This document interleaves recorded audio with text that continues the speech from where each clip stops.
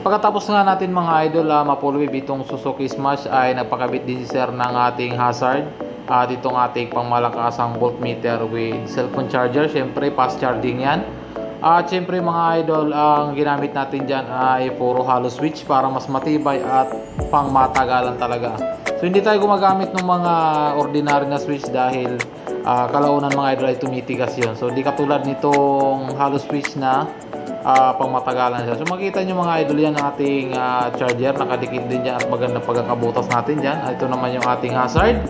Pagka pinindot natin yan ay sumasabay yung ating ilaw sa mismong hollow switch niya. Kaya astig siya tingnan, kapag gabi ay kitang kita talaga siya at talaga namang napakatibay nitong switch na to. At itong nasa taas naman mga idol ay switch niya ng ating underglow. Ayan, so umaga kasi mga idol kaya hindi natin makikita yung ilaw niya sa gabi, pero napakaganda niyan. At syempre inayos din natin yung kanyang mini driving light. Ayan, so binilhan natin ng stainless na bracket yan para mas maganda yung pwesto at maging maayos yung buga ng kanyang mini driving light. Kahit na yan ay medyo hindi magandang klaseng MDL, pero mahalaga ay maayos na itong Smash na ito.